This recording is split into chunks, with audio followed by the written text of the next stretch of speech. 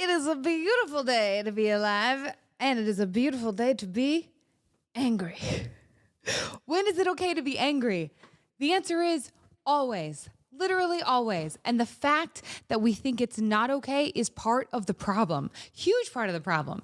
Because you cannot regulate an emotion that you don't allow yourself to have.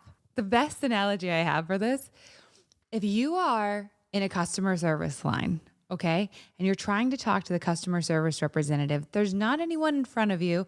They're supposed to be talking to you, but instead they keep talking on their phone. They keep ignoring you. They refuse to make eye contact with you. They refuse to acknowledge that you're talking. They're just anything but looking at you, anything but acknowledging you. What happens? Your emotions get bigger and bigger and bigger, and God darn it, you're like, look at me. Please help me. Imagine again, you've got an awful situation. You're talking to the customer service representative and they go, oh my God, of course you feel that way. Tell me more. Oh, really? Oh my, that is awful. Okay. You know what? I got a solution for you. I think we can do this. What do you think about that? What happens to your emotions? They calm down. They get smaller. They're like, oh, at peace.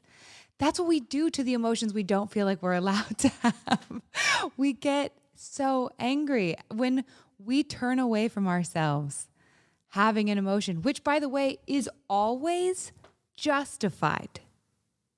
Always. Even when you think it's not, even when you think it's disproportionate, it is justified. Probably because of triggers that you have from your childhood.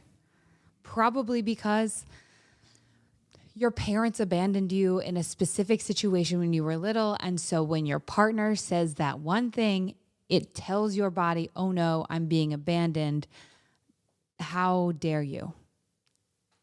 There are so many very reasonable emotions that we have that we completely deny.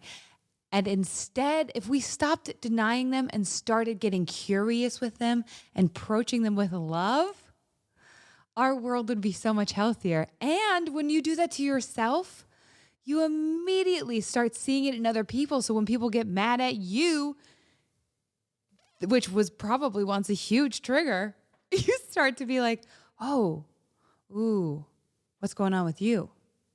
Do you feel out of control? What's triggering you? Like, what is the problem here? What is the deeper root of the problem? You start to be able to see that in other people too. So it is a beautiful thing. I love anger. It is powerful. It is powerful and it is beautiful, and it is the body refusing to let you ignore it anymore. It's scary and it can hurt people if we let it get to that point. And I hate that a lot. But the good thing is, if you don't like the fact that you get angry, then this is motivation enough for some people to actually turn to themselves and care about themselves. So I've been learning this because I've had quite a temper problem in my life. And it has made me so much closer to my loved ones because I have to turn to myself and be like, all right, what's really bothering me? And I'm usually super ashamed of what's bothering me. I hate it. I hate that I have needs that my partner doesn't seem to have. Behind anger is always a fear and a need. And that's my thing. I get angry and I go, oof, okay. What are you afraid of? What do you need? If you answer those questions honestly, your whole life will change. I like to push my thumb into the middle of my palm because it's the nerve center. It's really wonderful.